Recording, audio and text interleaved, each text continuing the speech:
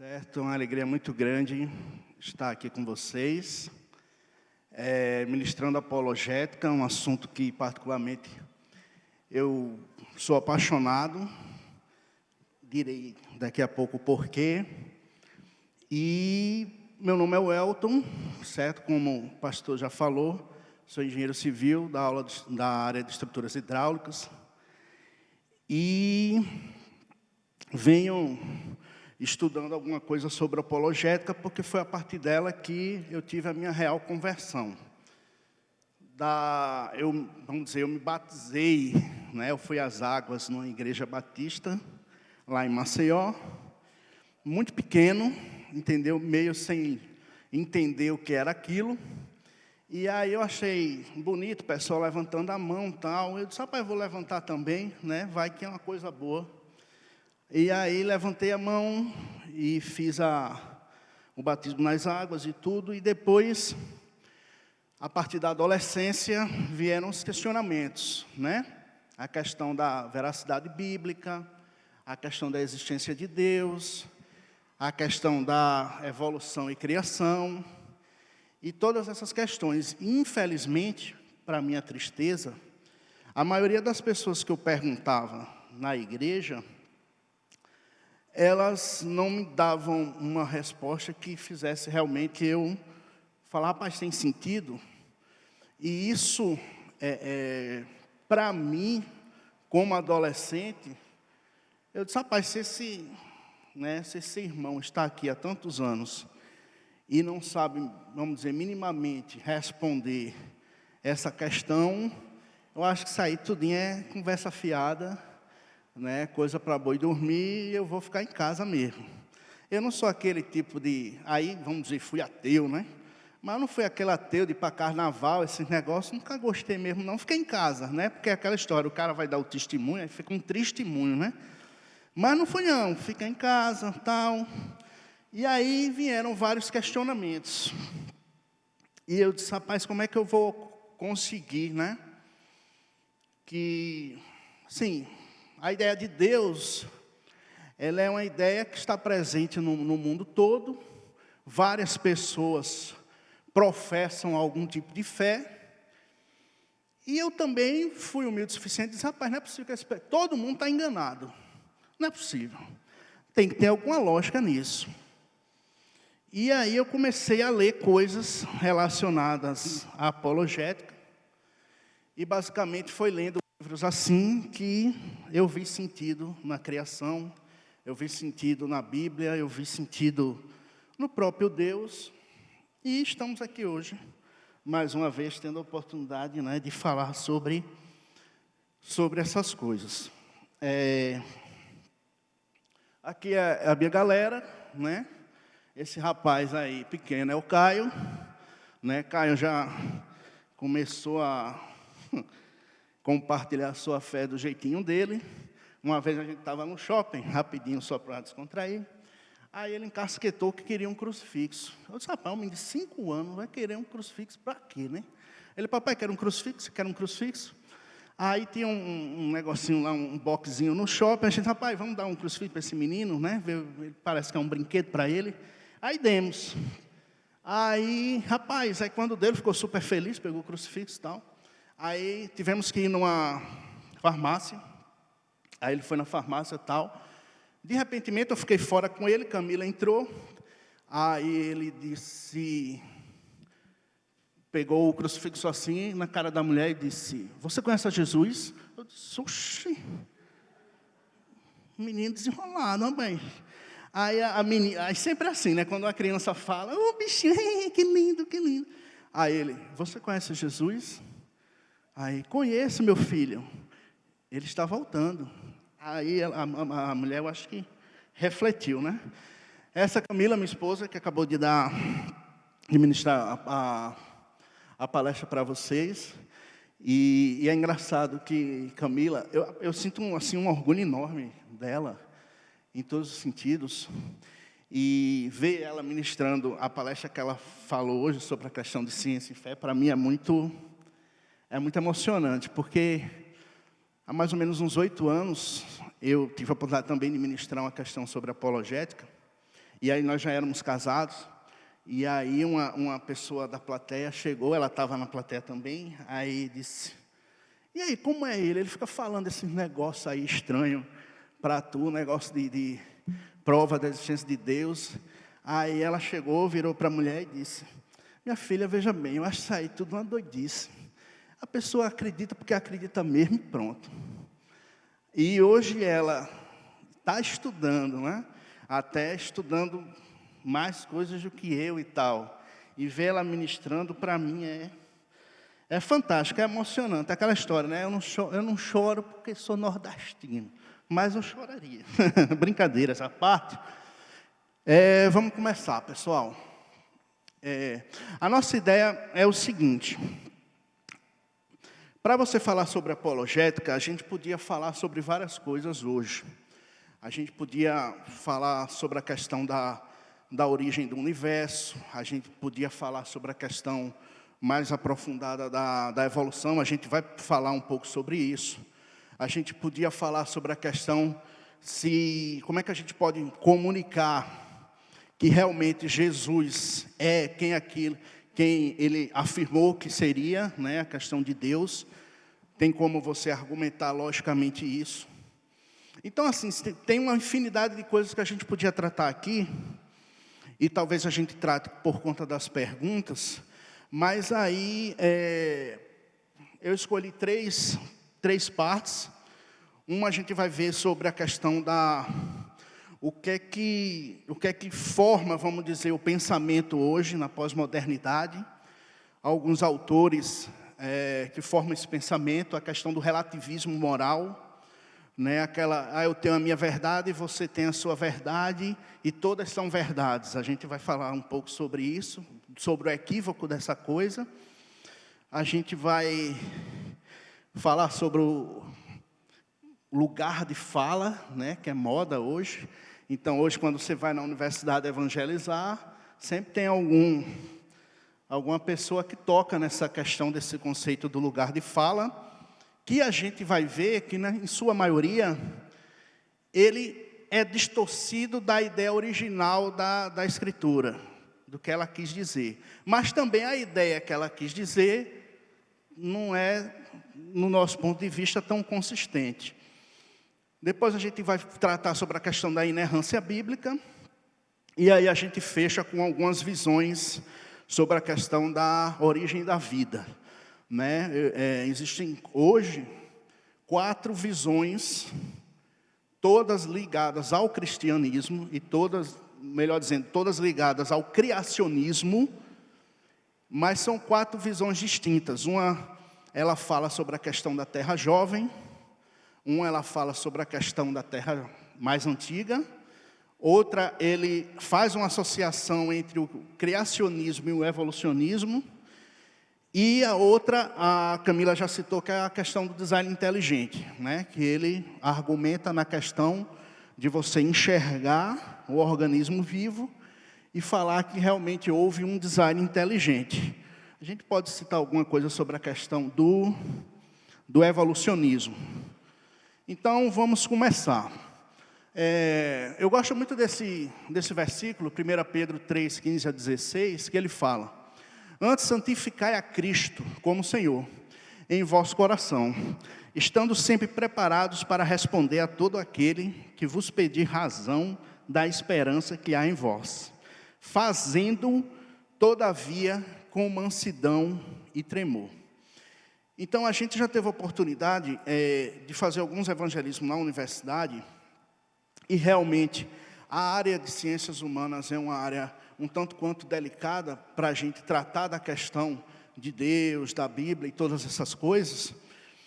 E, acima de tudo, a gente tem que pensar na apologética não como uma forma de você ganhar o debate, não como uma forma de você subjugar aquele que não acredita no que você acredita, mas é como a palavra fala, com mansidão e tremor. Você está sendo, eu analiso assim, eu enxergo assim, você está sendo canal de Deus na vida de uma pessoa que talvez ela nunca ouviu aquele argumento que você tenha e que Deus está ali usando naquele momento para você trocar aquela vida. Porque até no passado ela até acreditou, mas aí quando ela se defrontou com um professor, né, que a gente chama dos PhDeuses, né, ela fraquejou e aí engoliu aquele ateísmo dele. E, acima de tudo, a gente ter essa consciência. A apologética, ela fala mais de você fazer com que a pessoa enxergue que aquela cosmovisão, que aquela forma com que ela enxerga o mundo, vai levar a ela um lugar não tão interessante. Então, é nesse aspecto que a gente vai tentar trabalhar aqui hoje. O que é apologética? A apologética vem do grego, apologia, e significa dar uma defesa. Então, não que... Uma vez eu disse isso, o cidadão levantou e disse, rapaz, Jesus não precisa de advogado. Realmente, Jesus não precisa de advogado nem de defesa. Mas quando a gente fala defesa aqui, a gente fala na questão da argumentação, da contra-argumentação. Porque você vir, por exemplo, hoje... que na minha visão, é o grande mal do século, que é a ideia do relativismo, porque ela corrompe tudo, ela gera um monte de coisa que a gente vai ver aqui, e ela vai falar daquela forma relativista que ela enxerga a vida. Dentro do relativismo cabe tudo, cabe você acreditar. Por exemplo, estava eu aqui evangelizando lá na UFPE, no departamento de filosofia, aí a gente falando de Deus, de Jesus, que Jesus cura, que Jesus transforma, tal, e o rapaz só balançando a cabeça, tá. Aí no final, assim, eu disse, rapaz, não criei conexão com o amado lá, né? Aí eu disse, meu amigo, eu vou lhe escutar agora, porque só eu falei, o que é que você enxerga? Ele disse, olha, para mim, aí tinha um banco de concreto assim. Aí ele, para mim, Deus é isso. Aí eu olhei assim, eu disse, é o quê, rapaz? Aí ele, de novo, para mim, Deus é isso. Aí eu olhei assim, cidadão, eu disse, rapaz, que interessante, né, que você não pode dizer, rapaz, que doidice, mas você diz, que interessante essa sua visão. No caso, o que é que acontece? Aquela visão dele... era uma visão que a gente fala, né? Que é uma visão panteísta de mundo. Que tem algumas formas de a gente acreditar como é que é Deus. A gente pode acreditar num Deus pessoal, que é a nossa religião cristã, que é um Deus que relaciona com a gente. E também algumas pessoas acreditam nessa questão do panteísmo, que é o quê? Que Deus está em tudo, inclusive no banco de concreto, e em todos. Então, para ele, um banco pode ser Deus. Mas Deus no sentido que a gente crê, aquele Deus que vai, sei lá, fazer alguma coisa na vida dela. E a gente vê que isso não tem tanto sentido, né? Você falar que um banco de concreto pode ser o seu Deus. Então, a partir disso, a gente faz alguns pensamentos interessantes. Às vezes, como a minha esposa diz, rapaz, esse negócio de estudar apologética é um negócio de doido. Mas não é. Uma das grandes serventias da apologética é formar cultura. O que seria a formação de cultura? Como Camila mostrou aqui, a maioria a gente sabe que a maioria das universidades foram formadas por cristãos e a maioria das universidades mais antigas estão localizadas na Europa. Não só isso, a questão da reforma protestante foi na Europa, Martim Lutero era o europeu e todas essas coisas. Só que, com o passar do tempo, com a questão do secularismo e de ter deixado as igrejas um pouco de lado o estudo mesmo da Bíblia, o estudo de como é que essas descobertas científicas relacionavam com a Bíblia, isso foi deixado um pouco de lado pela ideia que, não, vamos separar a questão de ciência e fé. Ou a gente trabalha só com a fé, ou a gente trabalha só com a ciência. E isso fez com que hoje, que no passado, por exemplo, em 1900, aproximadamente 80% dos cristãos que haviam no mundo eram europeus. Hoje esse número caiu para cerca de 30 e poucos por cento. Então, ou seja, houve uma queda significativa do número de cristãos na Europa. Por quê? Porque justamente não houve aquele esmero de trabalhar com apologeta, com a defesa da fé, e várias perguntas foram feitas e não foram respondidas. E eu fico muito triste quando você fala, não, eu não sei, com sinceridade, que algum jovem pergunta a você, não, mas e sobre a questão da evolução? Você diz, rapaz, não sei. E aquilo é sincero e tudo, mas às vezes é dito, não, você tem que crer dessa forma e pronto, como aquela história do Chicó e João Grilo, né? Só sei que foi assim. Então isso para mim me entristece bastante, porque eu acredito que o nosso Deus, Ele é tão soberano, que Ele não precisa se esconder por trás de só sei que foi assim. A gente pode sim dar uma resposta plausível para os grandes questionamentos da sociedade de hoje. Então isso também é uma das serventias da apologética. O fortalecimento do cristão. Infelizmente eu já vi algumas pessoas, por vários motivos, mas também por não serem respondidas algumas questões, se desviarem e hoje nem fazem parte mais de nenhuma igreja cristã.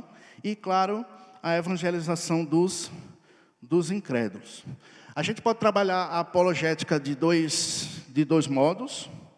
A apologética defensiva, que tenta anular as objeções ao cristianismo. A questão, quando a gente fala da inerrância bíblica, que a Bíblia não tem erros, e as pessoas começam a dizer, não, tem erro, esse texto contradiz com aquele e tal, e a gente vai ver que não é bem assim, tem como a gente explicar de forma lógica isso.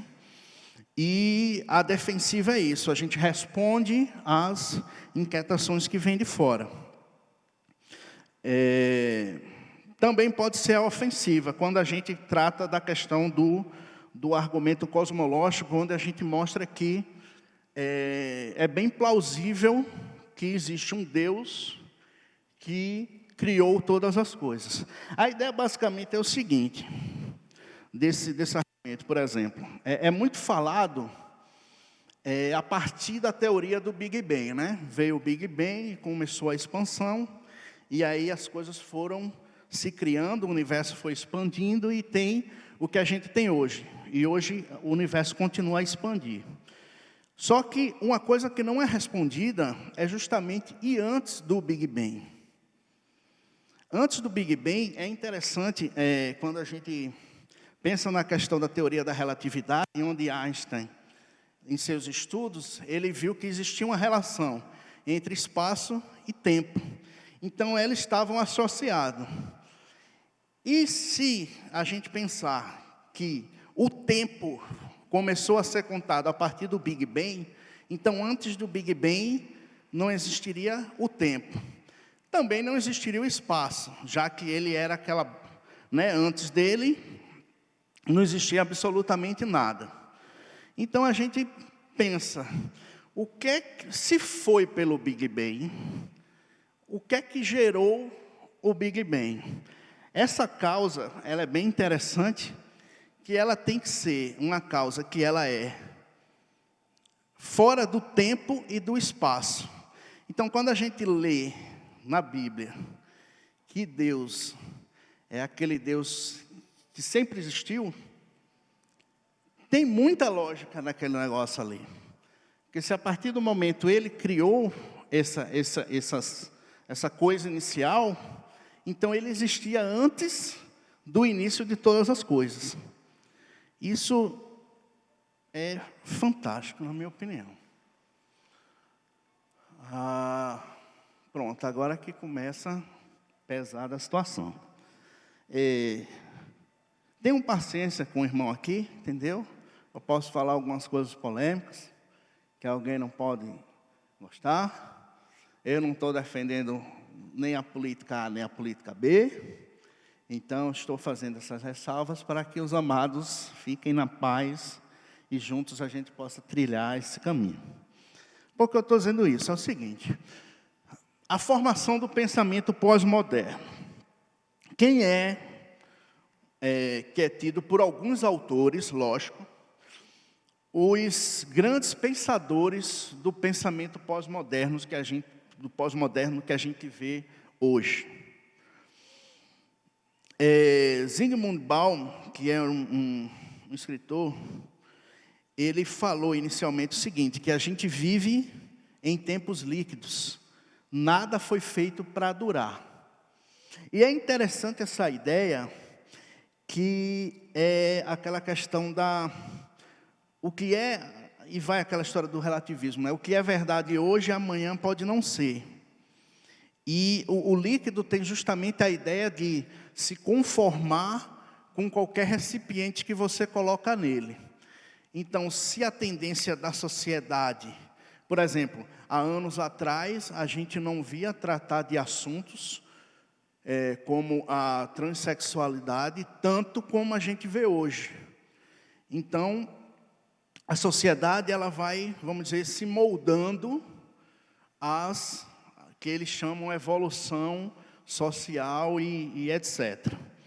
Então, os 3 pilares que alguns falam sobre a questão do pensamento pós-moderno, é esse cidadão chamado Nietzsche, que ele fez umas teorias bem interessantes, que vocês vão ver.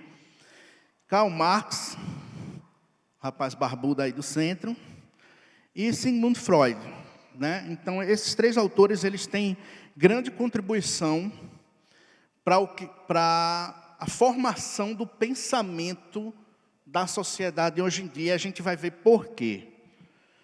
O primeiro cidadão, ele criou, vamos dizer, não necessariamente ele criou, mas ele foi, vamos dizer, o mais proeminente dessa escola chamada perspectivismo. Reparem que semelhança com a nossa era. A ideia do perspectivismo é o seguinte: os ditos valores não teriam nenhuma validade absoluta, nem intrínseca, mas poderiam modificar-se com o passar do tempo. Esta é a lei inexorável e inevitável do perspectivismo. E se dariam na medida em que nós mesmos lhe atribuísse a validade. Olha que interessante. Primeiro ele fala sobre a questão os ditos valores. Na época que esse rapaz escreveu isso, quem era responsável por dizer os ditos valores sociais? Era a igreja. A igreja era responsável pela questão do valor da família, do valor da integridade e outras coisas. Então ele diz que isso aí não tem validade absoluta. Ele já começa a desacreditar aquela questão. E o segundo, que é o mais perigoso, é justamente no final que ele fala, e se dariam na medida, ou seja, esses valores que regeriam a sociedade, eles se dariam na medida em que nós mesmos lhe atribuísse validade. Aí está a confusão, meu amigo. Porque se cada cabecinha aqui for dar uma validade a um determinado valor, nós teremos vários valores e com certeza um vai conflitar com o outro. Então assim, a sociedade vai viver o total caos. Você pode fazer tudo, você pode ser tudo, e você não tem o menor direito de dizer que, vamos dizer, a sua igreja, ou a igreja de Cristo, ou Cristo, tem algum valor relevante para eu seguir a minha vida. Quem determina os valores que eu sigo sou eu mesmo. Vamos bater a questão do niilismo, mas o Sigmund Freud, ele fazia algumas críticas à questão da religião de Deus, e ele falou o seguinte, um trecho, né, no qual conclui que a ciência é a alternativa intelectual necessária à crença religiosa, que sustenta sua força numa mentira reconfortante. Ou seja, o rapaz aí, ele está dizendo que isso que você chama de Deus, essa ideia de Deus, de Jesus, que morreu pelos seus pecados, é uma mentira desconfortante, assim, não, uma mentira reconfortante, ou seja, você se reconforta nisso, você acha isso massa, é bom para a sua cabeça e tudo, mas, meu irmão, é tudo mentira. Isso vai nascer o quê? Os alienados. Quem nunca ouviu, ou quem nunca foi chamado de alienado? Eu já fui chamado várias vezes pela família, pelos amigos e por aí vai. Então, olha que interessante, ou seja, uma coisa que esse cidadão disse lá na Alemanha, né? Sigmund Freud, se eu não me engano, ele é alemão, tem a influência no que o meu amigo diz aqui em Recife comigo. Isso é bem interessante, como é que esses autores, eles realmente moldam a forma de pensar da sociedade. Ele falou isso nessa obra aí, o Futuro de uma Ilusão, que ele falava justamente sobre a questão da religião. Esse rapaz, eu tenho minhas grandes diferenças com ele, mas como eu disse a vocês, me perdoem por essa situação.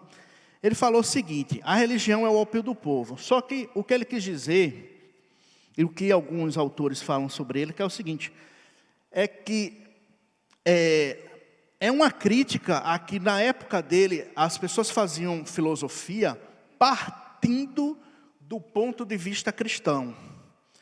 Então, quando ele diz que é o ópio do povo, ele dizia que essa filosofia ela já vinha defeituosa, porque a premissa dela, que eram os valores da igreja, era uma coisa totalmente falha, né? Que eles chamam até de ópio do povo. Ópio, a gente sabe que é uma droga, né? E aí ele falou, a religião, na verdade o título, né? A religião como fruto de alienação socioeconômica do povo.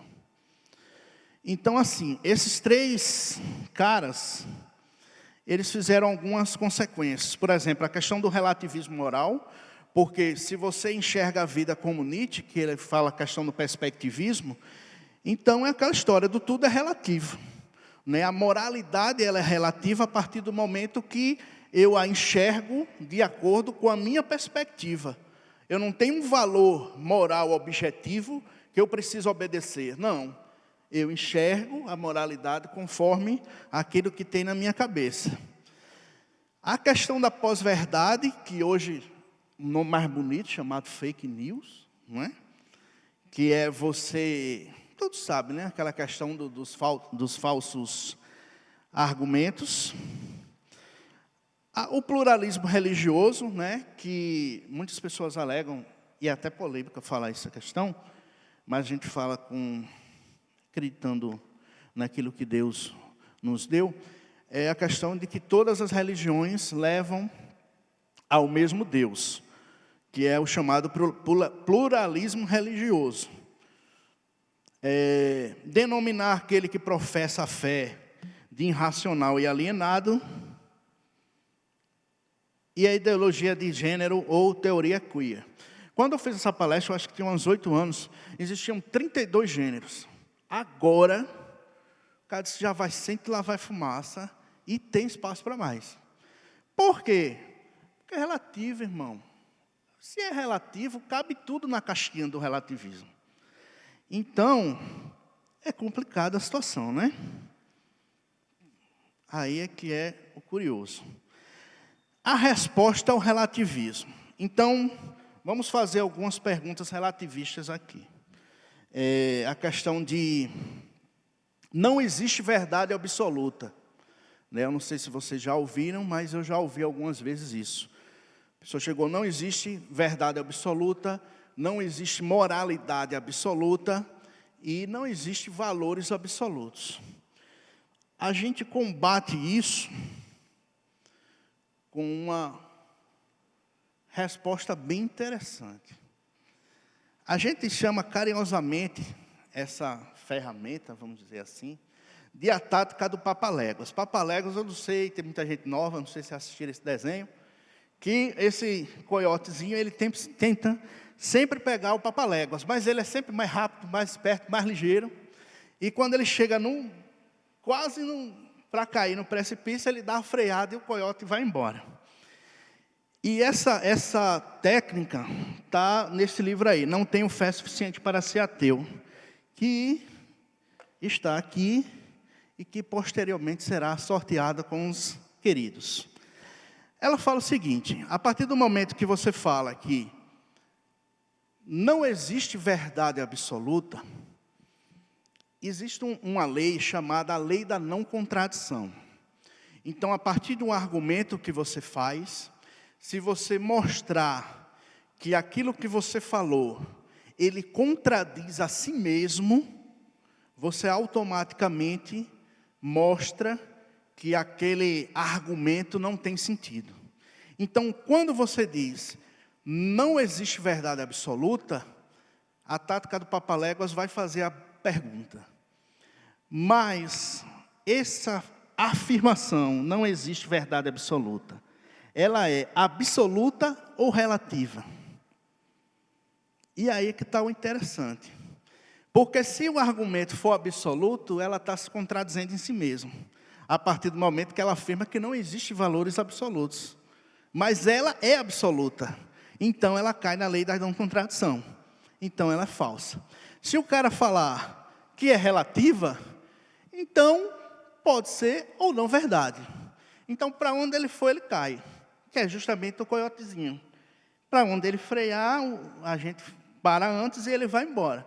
Então, o princípio da não contradição é um princípio válido, é um princípio consistente. Depois vocês podem comprar esse livro aí. É um princípio que vem desde a Grécia Antiga, aristotélico, Platão e etc. já falaram sobre essa questão da lei da não contradição. Então, isso vale, por exemplo, não existe moralidade absoluta. É a mesma coisa. Mas isso aí é absoluto ou é relativo? E aí você vai quebrando um monte de coisa que tem, só com essa questão dessa tática do Papaléguas. Ela é interessante. Eu vou dar uma acelerada, que eu me empolguei, eu botei vários... Lugar de fala. Essa autora, ela é a Djamila Ribeiro, eu não sei quantos conhecem. E ela, não é que ela desenvolveu a ideia da história do termo lugar de fala, mas ela organizou esse livro e, vamos dizer assim, difundiu e ficou conhecido com a questão da Djamila Ribeiro. Existe uma aplicação, que é na maioria dos casos, que contradiz o que a própria Djamila falou, que foi o seguinte: o que é o tal do lugar de fala? Eu estou tratando dessas coisas porque, com certeza, se vocês forem na verdade, quando vocês forem evangelizar na universidade, é muito provável que alguém venha falar sobre a questão do lugar de fala. Então, para Djamila, segundo esse autor aqui, o Gilney Costa Santos, lugar de fala é assumido por Djamila como lugar no qual, do ponto de vista discursivo, os corpos Rapaz, é tanta ciência que o cara até se engancha, né? Os corpos subalternizados reivindicam sua existência. A questão é a seguinte: para ela, e aí se assemelha muito àquela corrente que a gente viu de Nietzsche, do perspectivismo, da questão de enxergar a realidade conforme a sua perspectiva. Ela fala o seguinte, que lugar de fala é um lugar social onde alguém emite uma opinião, por exemplo, sobre racismo. Então, o negro, ele vai ter um lugar social, uma percepção diferente, né, do branco sobre a questão do racismo. Não necessariamente diferente, mas assim, ele foi oprimido e todas essas questões. Então, a ideia de lugar de fala, segundo Djamila, é essa questão do lugar social, né, que diferentes lugares sociais vão enxergar esse racismo de forma diferente. Só que é o seguinte, segundo Djamila, só que quando você vai na prática, eu não sei quem já passou por aqui, por essa situação, mas é certeza que, por exemplo, se você for homem e for falar sobre, sei lá, feminismo, por exemplo, alguém vai gritar e vai dizer: este não é o seu lugar de fala. Mas não pensando na questão da percepção social. Não. Você é homem e você não pode emitir nenhuma opinião sobre a questão do feminismo, simplesmente porque você é homem. Então, dessa forma, você coloca a percepção da realidade unicamente atrelada à experiência. Então, para você, a única forma de conhecer alguma coisa é a partir da experiência. E a gente vai mostrar já já que não é bem assim. Até a questão de Djamila, realmente, se você é uma pessoa negra, é mais provável que você sofreu a questão do racismo. E lembrando, aí me perdoem a polêmica, que a história do racismo é um preconceito contra uma raça. Não necessariamente só com a raça negra.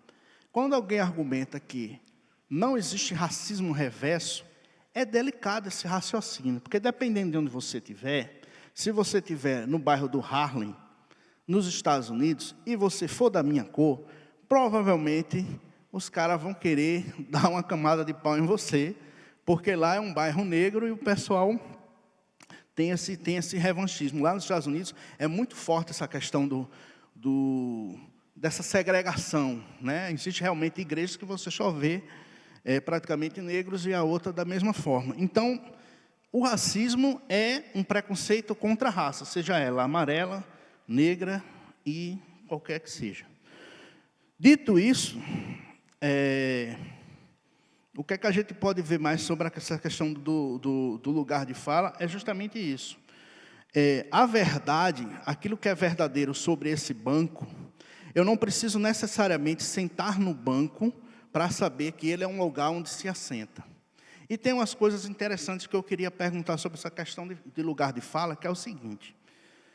Se essa questão da experiência fosse tão forte para a gente conhecer as coisas, não existiriam psicólogos. Eu vou dizer por quê. Porque o que é o psicólogo? Você tem sua experiência em casa, e aí você vai para alguém, para que alguém escute a sua experiência e diga mais ou menos como é que você vai agir de acordo com a sua experiência. Ou seja, um cara que não teve sua experiência vai dizer como você vai agir. Então, já fica meio complicado essa questão do lugar de fala. E para encerrar de uma vez por todas, essa questão do conceito de lugar de fala, e aí o que o pessoal da ABC2 fala muito, da Associação Brasileira de Cristãociência, eles falam o seguinte: digamos que você tenha câncer, você queria ser tratado pelo melhor médico oncologista ou por um médico que teve câncer? Eu, particularmente, queria ser tratado pelo melhor oncologista. Não necessariamente ele já teve câncer. Então, ou seja, não é só a experiência vai lhe dar vamos dizer, uma vivência, mas ela não é definidora de você saber tudo sobre um determinado assunto. É perfeitamente possível um branquinho falar sobre a questão do racismo. Claro que ele não vai dizer, não, eu sofri racismo, se realmente ele não sofreu. Mas a experiência, ela não é a única forma de conhecer. Alguns livros que a gente pode consultar, do William Lane Craig. Esse autor foi um dos autores que me ajudaram na minha conversão. Ele tem muitos livros interessantes e tem esses fundamentos inabaláveis. Depois a gente vai deixar os slides com o pastor e vocês podem ver. Vamos lá. Vamos correr um pouquinho. Sobre a questão da veracidade bíblica. A gente sabe que a Bíblia ela foi escrita por vários autores, com várias culturas, em vários lugares, e num tempo muito atrás, né? Então, o que acontece? Quando você pega um documento antigo, existem alguns testes que você faz para você atestar a veracidade dele. E os 3 testes, dentre os vários que tem, o primeiro é um teste bibliográfico, que é você saber quantas cópias aquele documento, por exemplo, a obra de Ilíada, quantas cópias existem e qual é a distância temporal daquela cópia para o fato ocorrido. Isso é o teste bibliográfico, chamado teste bibliográfico. O teste interno é quando a questão, justamente se você tem o registro de testemunhas oculares daqueles fatos narrados, E o teste externo, que é muito interessante esse teste externo, é saber o seguinte: será que os fatos que aconteceram na Bíblia foram descritos por outras pessoas que não eram sequer cristãs, em outros lugares e etc. Porque se isso aconteceu, é um teste de veracidade. E ela tem grande possibilidade de realmente ser verdadeira. Então, rapidamente, sobre o teste bibliográfico. Repara que coisa interessante. Existe uma obra muito famosa chamada Ilíada, cujo seu autor é Homero, que ela foi datada de 800 anos antes de Cristo. As cópias mais recentes que a gente tem, elas datam de 400 anos antes de Cristo. Ou seja, existe um intervalo de 400 anos entre o registro mais recente que a gente tem guardado e o fato que aconteceu. E a gente tem um número de 643 cópias. E muita gente atesta aqueles fatos como verdadeiro. Interessante. Tem uma outra obra, que, por exemplo, essa obra aí, das Guerras Galícias, quer dizer, ela foi escrita pelo autor César, a data em que foi escrito, 100 anos antes de Cristo. Os fatos, as cópias mais recentes, quer dizer, o fato aconteceu em 100 anos antes de Cristo. As cópias mais recentes, em 900 anos antes de Cristo, ou seja, uma diferença de 1000 anos entre o fato e a cópia que a gente tem hoje, né, conservada. E existe um número de cópias de 10. No caso do Novo Testamento, existe uma descoberta arqueológica muito interessante chamada os papiros do Mar Morto, ou os papiros de, se eu não me engano, é Corã, o nome da cidade. E esses papiros eram vários papiros de vários livros bíblicos, e eles tinham sido conservados por muito tempo, por conta da questão climática e tudo. E aí o que foi que aconteceu? A data em que foram escritos esses acontecimentos, 50 a 100 antes de Cristo, certo? Vamos dizer, foi a primeira cópia. A cópia mais recente que a gente encontrou, 114 a.C., 200 anos antes de Cristo. Ou seja, em alguns casos, a diferença da primeira cópia da Bíblia com a primeira cópia que a gente tem hoje, do Pergaminhos do Mar Morto, ela tem apenas a distância de 50 anos. Aí você pode dizer: rapaz, o que é que esse bicho está falando aí? Que loucura é essa? Porque veja bem, é possível, por exemplo, que aconteça um fato, pronto, este evento de hoje. É possível, claro, vamos transportar para aquela época. É possível que num intervalo de 50 anos, alguém que viveu o fato, ou alguém que soube do fato porque alguém contou, ainda esteja vivo. Então isso dá uma força e credibilidade àquele documento impressionante. Por quê? Porque se a primeira cópia que a gente encontrou, ela dista do texto original em 50 anos, alguém, nesses 50 anos, podia dizer: ó, isso aí que está escrito, vamos dizer, no livro de João, é mentira. Porque o meu primo, velho, que viveu antes de mim, me disse que aconteceu assim, assim, assim, assim. Ou seja, o texto cairia em descrédito. Mas quando você tem uma distância de, por exemplo, do Ilíada, que é 400 anos, da cópia que você tem, quando o texto foi escrito, rapaz, aí a imaginação é fértil. Por exemplo, se falar comigo que eu, daqui a 400 anos, que eu tinha a capacidade de voar, ninguém vai estar vivo para dizer que eu não tinha essa capacidade. Então alguém pode acreditar que eu voava. Então é a mesma coisa. Essa questão do intervalo de tempo, ela é importante por isso. Porque alguém podia dizer: ó, não foi dessa forma que está contada aí. Então, a gente vê que o documento, a Bíblia, ela tem uma veracidade muito maior do que esses outros documentos que são tidos como verdadeiros. Rapidamente, sobre a questão do teste interno, que quando a gente fala da questão das testemunhas oculares, a título de curiosidade, existe esse livro do autor Hemer, que ele identifica 84 fatos nos últimos 16 capítulos de Atos, que foram confirmados por pesquisa histórica e arqueológica. Isso aí mostra da veracidade histórica do livro de Atos. Quais são alguns desses fatos, né?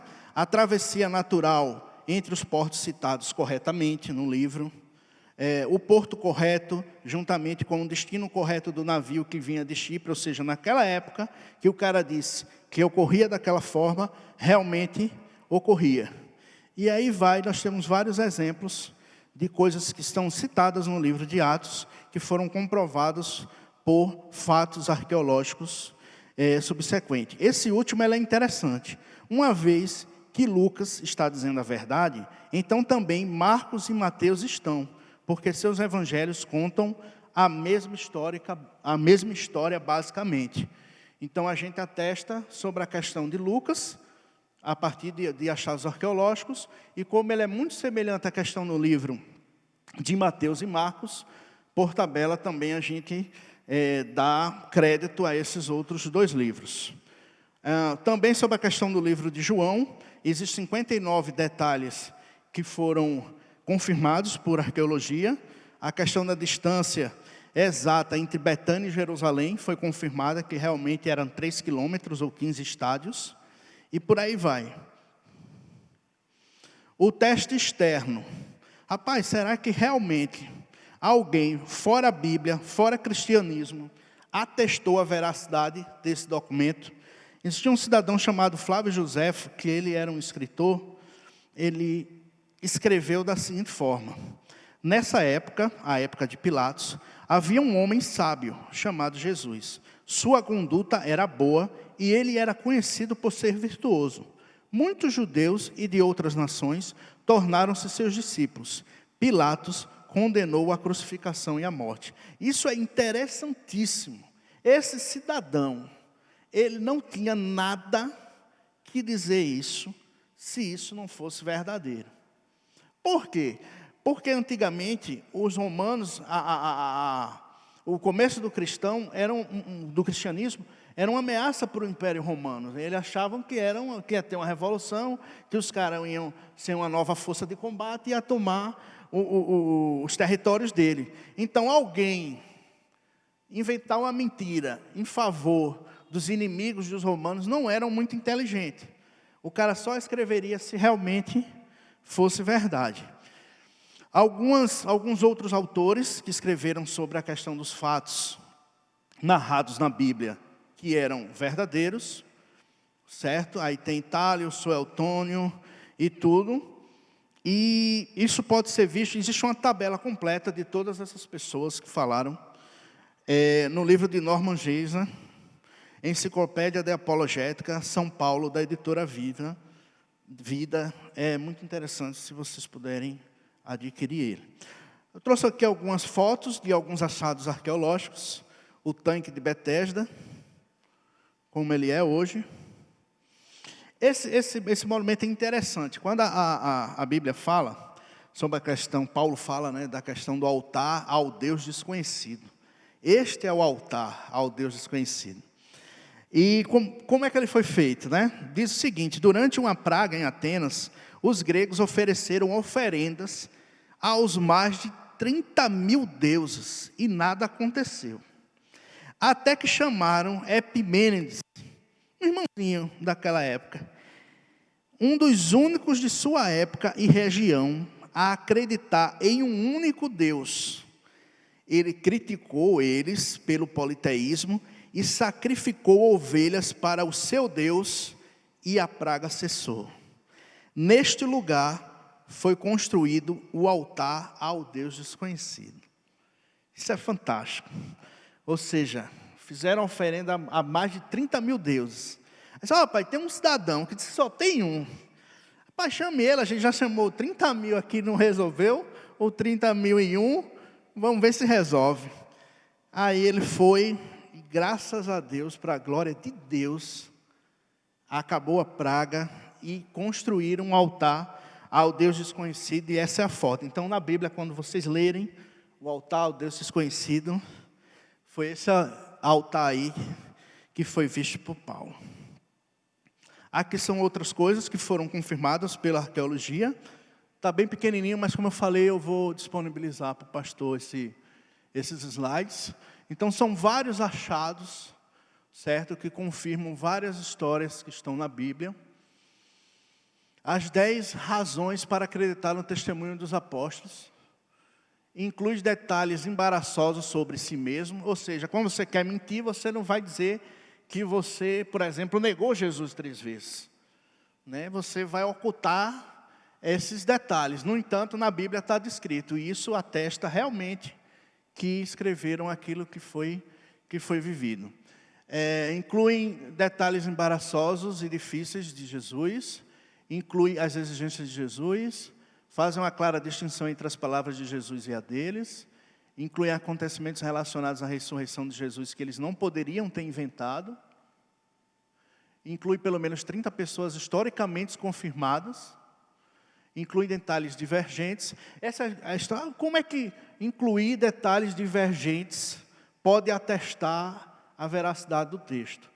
Simplesmente o seguinte, se a gente pegar aqui e fazer um exercício rápido, e falar, pega 5 pessoas e descreve esse templo. Com certeza, teremos 5 relatos diferentes. Diferentes no sentido, claro, todos vão dizer que tem banco, a menina ali da mídia e todas essas coisas. Mas um vai olhar para um aspecto diferente. Então, tem uma câmera lá no fundo. O outro vai olhar, tem um extintor. Então, o fato, é até um fato jornalístico, não é? Quando os jornalistas vão escrever sobre uma determinada matéria, é impossível que diferentes jornalistas escrevam exatamente a mesma história. Porque se escrevessem exatamente a mesma história, isso atestaria que era falso, que era uma história copiada, e não testemunhos autênticos sobre uma mesma coisa. É interessante isso.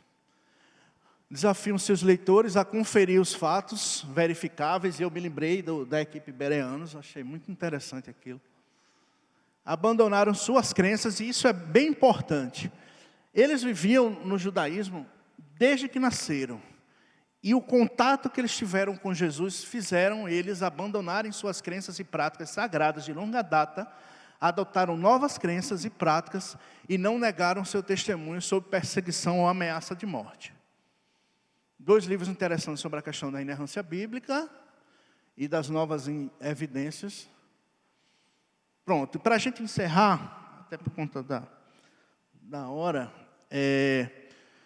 o que é que a gente vai fazer aqui agora? Existem 4, como eu falei no começo, 4 linhas de raciocínio a respeito da origem da vida, certo? 4 linhas bem interessantes, e todas elas têm fundamento e têm lógica, e, ao mesmo tempo, elas não respondem todas as perguntas. A título de conhecimento, existe esse livro aí, publicado pela ABC2, que se chama A Origem, que ele traz justamente essas 4 visões cristãs sobre criação, evolução e design inteligente. O que tem de interessante nesse livro é o seguinte: ele foi escrito pelas 4 pessoas mais proeminentes em cada ramo. Por exemplo, Ken Ham, ele é diretor dessa fundação chamada, eu não sei inglês não, eu vou dar uma sabonetada, a Asken in Genesis. Essa fundação é justamente uma fundação, ele é a maior autoridade no criacionismo de terra jovem. Então, para ele, Deus criou as coisas, só que a terra, ela é uma terra bastante jovem. Qual é algumas características desse criacionismo de terra jovem? Eles fazem uma leitura literalista das Escrituras. O que é uma leitura literalista das Escrituras? Eles dizem que a partir da Escritura, você pode encontrar todas as coisas. Você vai encontrar ciência, você vai encontrar história. Então, quando você lê a Bíblia, você pode acreditar que existe o componente ciência na Bíblia, segundo a visão do pessoal da Terra Jovem. Eles acreditam que a idade da Terra tem por volta de 10 mil anos. Como é que eles acreditam nisso? Eles fizeram a questão da origem de Adão, e foi quantos anos Adão viveu, e foi somando, até chegar na questão dos 10 mil anos. Adão e Eva eram os primeiros Homo sapiens, e os dias da criação foram literais. Eles não acreditam que a interpretação de Gênesis 1:1 a Gênesis 1:11 seja a questão de 6 eras. Não, eles acreditam que realmente são dias de 24 horas. Eles alegam o seguinte, que a palavra usada na Bíblia, quando fala que Deus criou em 6 dias, é a mesma palavra que lá na frente vai dizer que vocês descansem no 7º dia. E ele fala, não tem lógica ele dizer descansem no 7º dia se fossem 7 eras. Então, para eles, os dias narrados em Gênesis 1:1 são dias de 24 horas. E fazem uma leitura científica das Escrituras, mas só em Gênesis. Esse detalhe é bem interessante, porque só em Gênesis vocês vão entender agora. Esse outro cidadão, Hugh Ross, ele é CEO, que chamam dessa instituição aí, que é a maior instituição, vamos dizer, a mais reconhecida da questão do criacionismo de Terra Antiga. Eles também fazem a leitura literalista das Escrituras, ou seja, ele diz que na Bíblia você pode encontrar todas as coisas, inclusive ciência. Ele faz essa leitura científica em toda a Bíblia, e aí vem a diferença dele para os anteriores. Porque os anteriores acreditam só em Gênesis, e ele tem a questão da Terra Jovem. E esse acredita na questão da Terra Antiga. Porque quando você faz uma leitura literal de toda a Bíblia, você vai encontrar textos em Jó, por exemplo, que vão dar a ideia de que a Terra realmente é uma Terra bem antiga, que ele fala desde o começo do tempo e tal. Então, para eles, essas leituras indicam que a Terra seria muito mais antiga, e além de alguns achados arqueológicos, aquela questão das eras geológicas e coisa e tal, e eles acreditam nisso. Eles rejeitam a evolução. Eles não acreditam que exista um ancestral em comum. Então, essa é a visão do criacionismo de Terra Antiga. Esse cidadão é o bambambam, vamos dizer assim, da questão do design inteligente. Ele é CEO dessa Fundação Discovery Institute, que trata justamente da questão do design inteligente. O livro mais importante do design inteligente é esse livro feito por Michael Behe, que é a Caixa Preta de Darwin. O que é que tem nele, vamos dizer assim? Ele diz o seguinte: o uso da ciência, eles alegam, que o uso da ciência indica a existência de um design inteligente. E eles introduzem a questão do conceito da complexidade irredutível. Qual é a ideia desse conceito? Eles falam o seguinte: nesse livro tem até um exemplo da questão que um homem vai andando sobre a praia e ele encontra um relógio. E aí ele afirma, ele diz, olha, para aquele relógio funcionar, ele tem que ter todas aquelas peças ao mesmo tempo funcionando em harmonia, e se você tirar uma engrenagem, o relógio todo para de funcionar. Então, as coisas têm que estar em harmonia e têm que serem criadas ao mesmo tempo. E aí ele fala o seguinte, ele usa um exemplo de um flagelo. E ele diz, o flagelo, vocês dizem que ele é tão simples, mas se vocês pegarem a cauda de flagelo, ele vai ter várias proteínas que elas têm que estar todas ao mesmo tempo no flagelo. São 20 proteínas. Se tiver 19, não funciona. Se tiver 21, não funciona. Então, isso é o conceito do design inteligente chamado complexidade irredutível, que ele fala o seguinte: não tem essa questão de evolução. Por que não tem essa questão de evolução? Porque esse negócio de estar desenvolvendo, foi um unicelular e depois foi desenvolvendo para um pluricelular, isso é mentira, porque o pluricelular, como a gente conhece, ele tem que ser formado todo daquele jeito para poder funcionar. Isso é a visão do pessoal do design inteligente. Existem artigos que disseram que essa questão do flagelo é mentira e mostraram que não era bem assim. E aí o pessoal do design inteligente continua dizendo que era e fica uma briga e é confusão feia. E para a gente encerrar, tem a Débora Hasma. Ela é diretora dessa Fundação Biólogos, que ela é do criacionismo evolucionário. Isso aí, quando o cara pega pela primeira vez, rapaz, como é que é essa situação do criacionismo evolucionário, né? Como é que a gente pode juntar essas duas coisas? Na visão desta cidadã e dos amiguinhos dela, tem coisas interessantes, veja só. O que seria criacionismo evolucionário?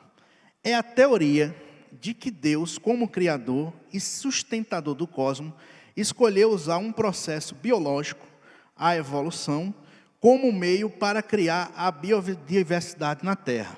Então, o que é isso? Eles acreditam que Deus criou, mas que Deus deu a capacidade para aqueles organismos evoluírem. Então, essa é a ideia do pessoal. Tem esse livro, é muito engraçado, até agora ele só tem em inglês, que ele diz o seguinte: eu amo a Jesus e aceito a evolução. É interessante.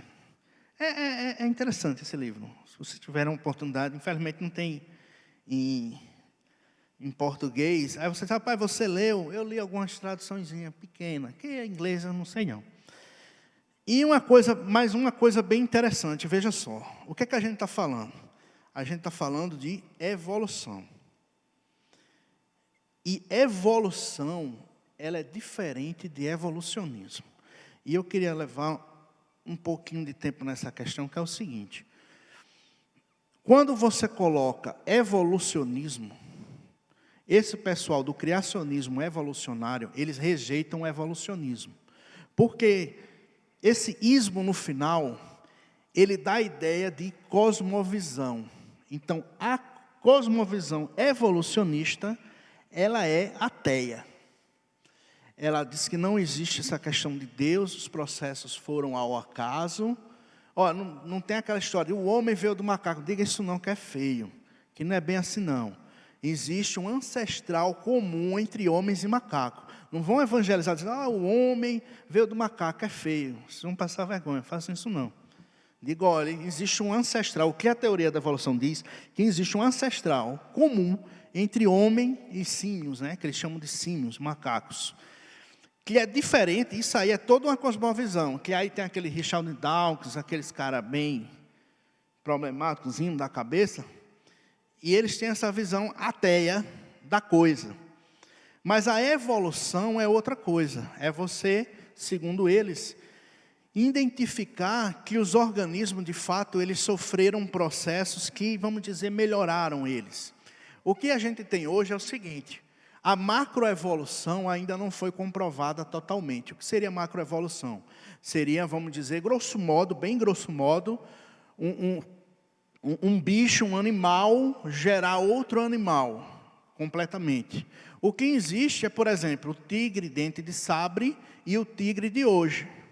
Então, aquela história do processo adaptativo, quem teve maior capacidade adaptativa, o tigre dente de sabre morreu, e o que viveu foi o tigre de hoje. Então, isso a gente chama de microevolução, que é a evolução dentro do próprio animal. E a macroevolução, como eu disse a vocês, não foi comprovada assim tão fortemente até hoje. E para encerrar, 2 livros que a gente, se vocês tiverem mais interesse para falar sobre isso, também é da ABC2. Essa criação ou evolução, que é... Não trouxe. Criação ou evolução, aí ele fala, precisamos escolher, que é aquela ideia de ter a questão dos dois juntos. E o mundo perdido de Adão e Eva. Então, são 2 livros bastante interessantes, se vocês tiverem curiosidade para saber mais do tema, vocês podem se ver isso aí. Sobre a questão do conhecimento, como a gente falou, a apologética ela é importante. A gente tinha várias outras coisas para falar, mas o tempo, a gente acabou estourando todos os tempos do mundo, né? Enfim, mas teriam várias outras coisas para a gente falar. E é interessante a gente buscar conhecimento, né? Buscar realmente compreender toda a criação de Deus, né? Como ela é bela, como ela é bonita. E aí tá algumas instituições onde a gente pode ter essa questão. Tem o Instituto Labri Brasil, que é esse primeiro Escola de Teologia e Vida Cristã. Tem a Associação Brasileira de Cristã na Ciência, tem um site. Tem a Cruzada Estudantil, que é a questão do evangelismo na universidade. Tem o que já foi citado aqui, o Invisible College, que é a questão de... Eles trabalham com teologia essencial, teologia filosófica. Tem o site suaescolha.com, que também fala de alguns artigos importantes para a gente trabalhar na universidade. E tem o Teolab, que também é nesse sentido. Então, queridos, não sei se a gente tem tempo para 2 perguntas, 3. E aí, pastor? Tem não, né? Acabou-se, né? Pronto. E aí, nós vamos distribuir com os queridos 2 livros. Esse livro, quem é da área de psicologia aí? Ninguém, né? Então vamos sortear mesmo. Porque senão ia ganhar na tora, repara. E um dos livros mais legais que existem, que já foi citado aqui na palestra, que é Eu Não Tenho Fé Suficiente para Ser Ateu. Nós vamos fazer um sorteio entre nós para assim, como forma de incentivo de vocês começarem a estudar essas coisas. Então, aí, tu escolhe, pastor, como é que vai ser essa pergunta, se alguém vai...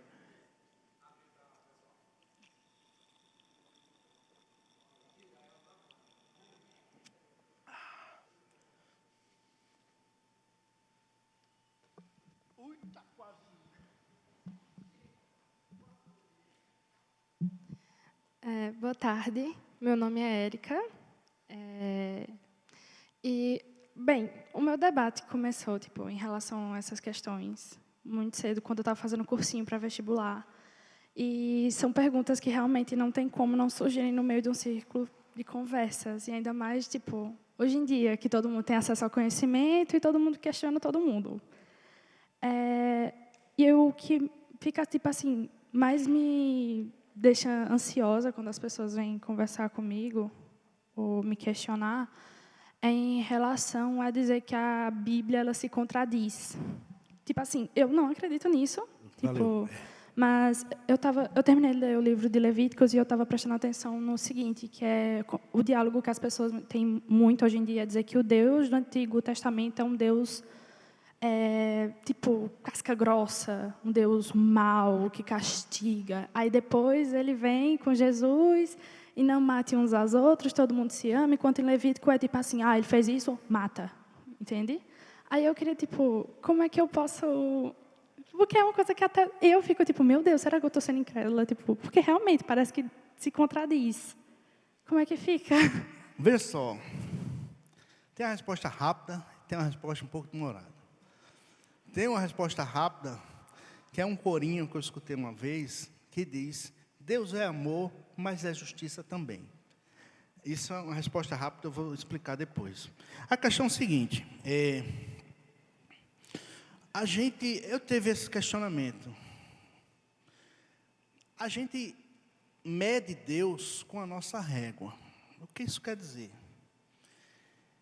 A gente não parte do pressuposto de que Deus, Ele conhece presente, passado e futuro.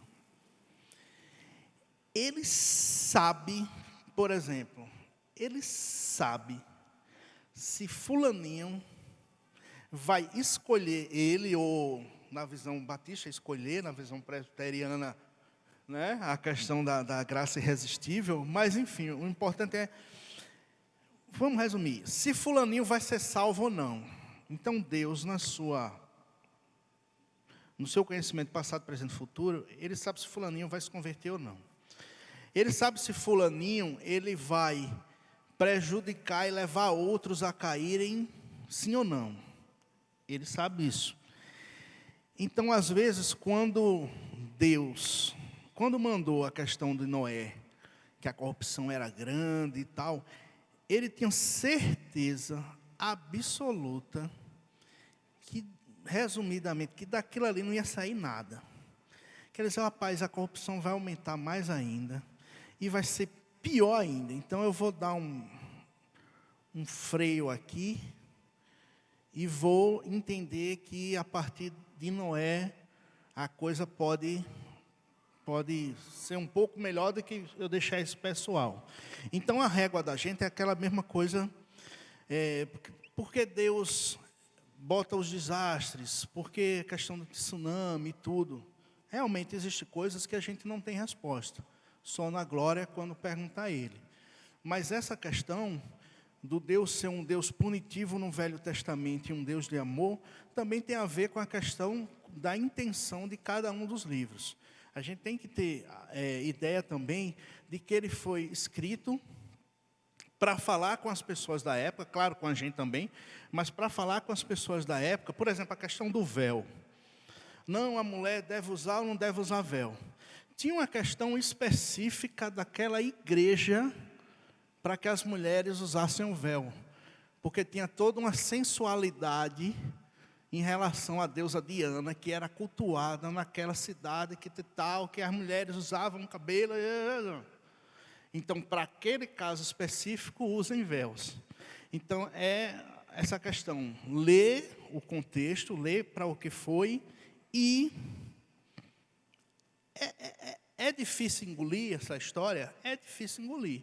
Mas se a gente partir do pressuposto que Deus sabe de todas as coisas, eu confio no julgamento dele, no que ele fez. Claro que para o incrédulo é osso de você vai por outros caminhos, mas para mim, e é uma das coisas, irmã, que com sinceridade eu acredito, olha, inerrância bíblica, eu vejo argumento suficiente para a gente defender. A questão de criação e tal, a gente defender. Agora, a questão da existência do mal, tem argumentos para a gente defender? Tem. Mas eu acho o questionamento mais sincero que existe, da questão de por que existe mal no mundo, da questão dos desastres, da questão por que a mãe perde o filho recém-nascido.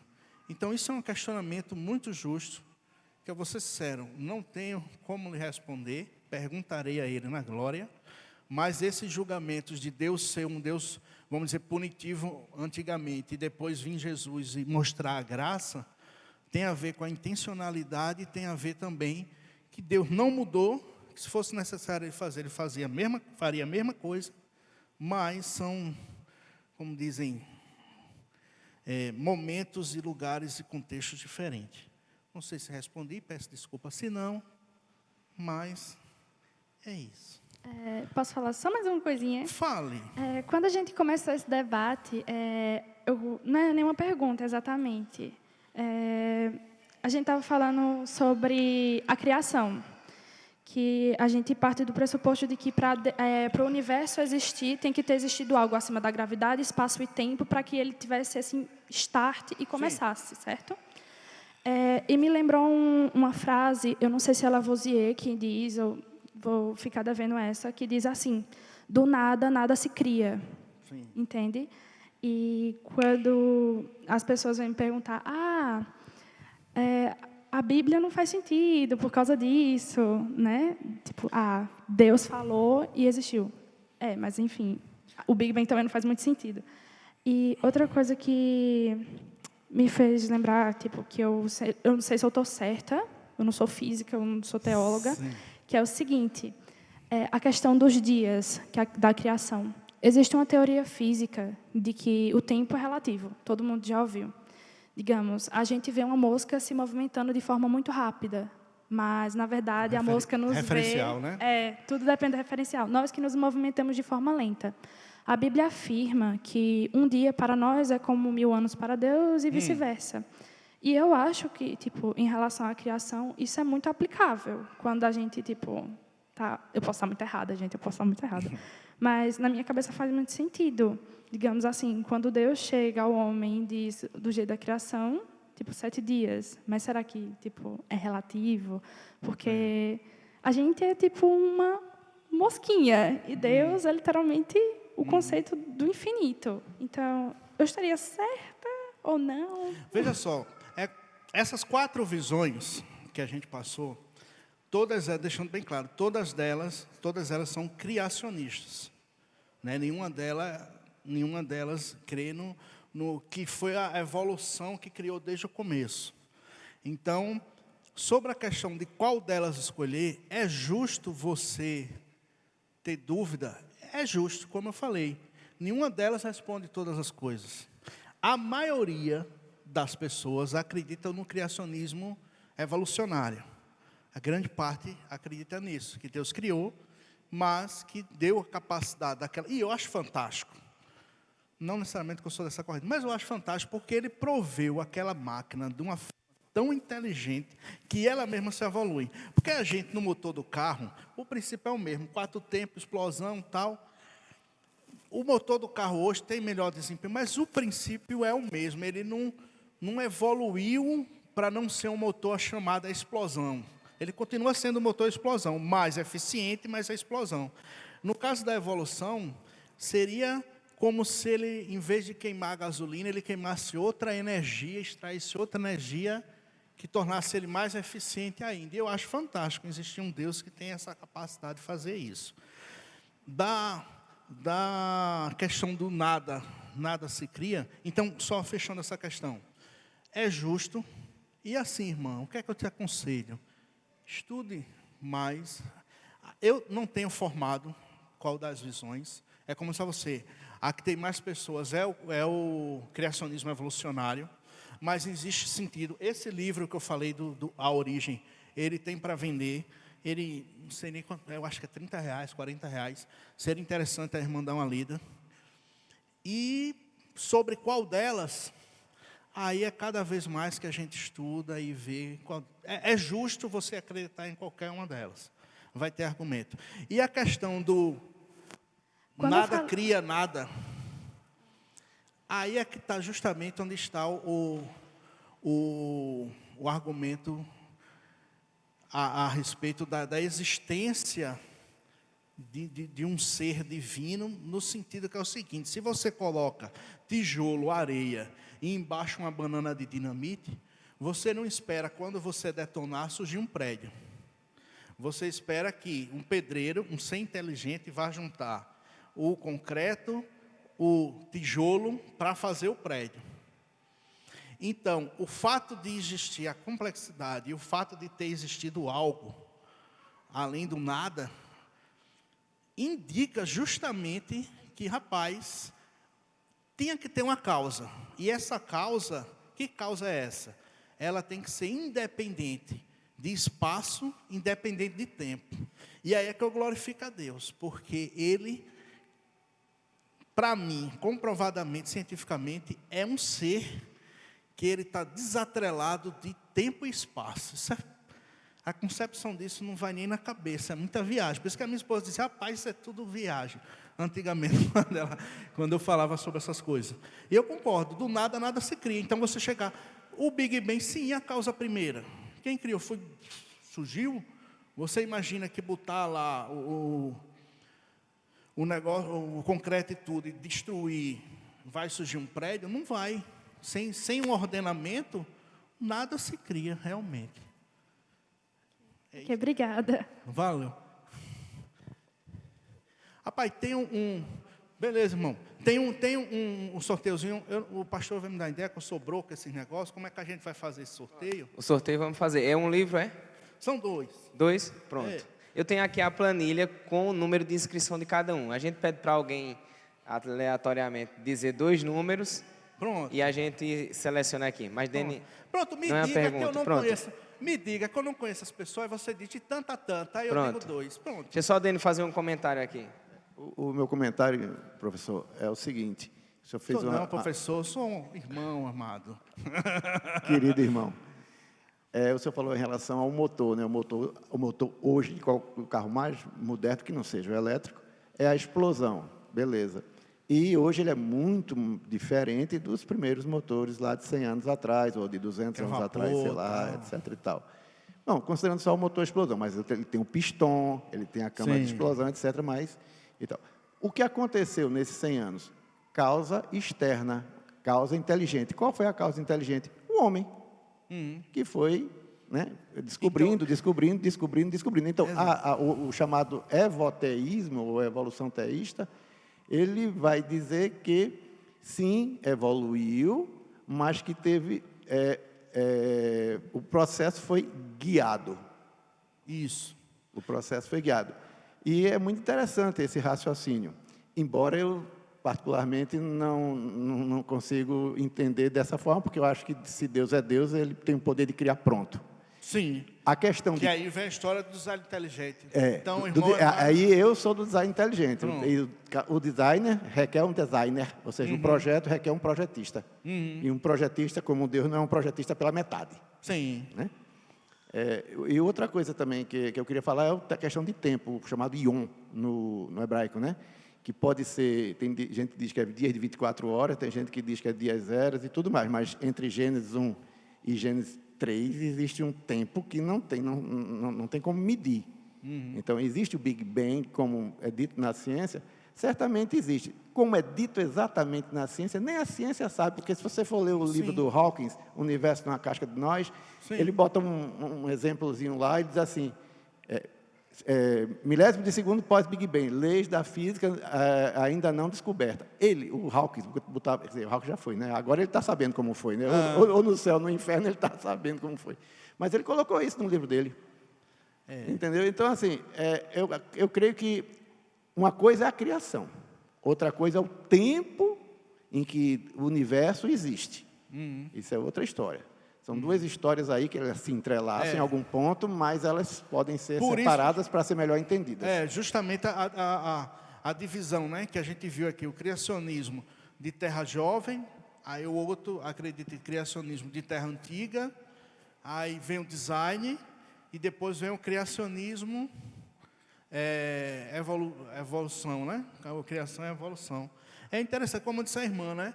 Cabe a gente ir se aprofundando cada vez mais. É justo você ter qualquer uma delas, e repito, todas elas acreditam primordialmente na criação. Agora, como foi esse processo de criação, que está aí a divergência, irmão. Se foi eras, se foi dia, se o dia, enfim. Tem gente que alega que entre o 1 e o 1.3 é um processo contínuo. Tem outros que dizem que é o da Terra Antiga. Não, houve como o irmão falou, houve um tempo entre eles. Então, cada um tem um... E aí a gente... Diga aí os números. Leiam as 4, conheçam as 4, né? Para poder definir. É isso, brigadão aí. E uma salva de palmas, né? Que vocês continuem lendo essas coisas para glorificar a Deus e para que a gente possa... A intenção foi unicamente dizer assim, rapaz, tem vários arcabouço de vários outros irmãos que escreveram coisas interessantíssimas. Para a irmã lá, tem um livro chamado Inerrância Bíblica, que eu projetei lá, que é Inerrância Bíblica. Depois você procure saber que ele fala várias coisas daquela... o texto de aparente contradição e tal. Ele fala várias coisas nesse sentido. E é isso, né? Que vocês cresçam, todos nós, na graça e no conhecimento. Amém.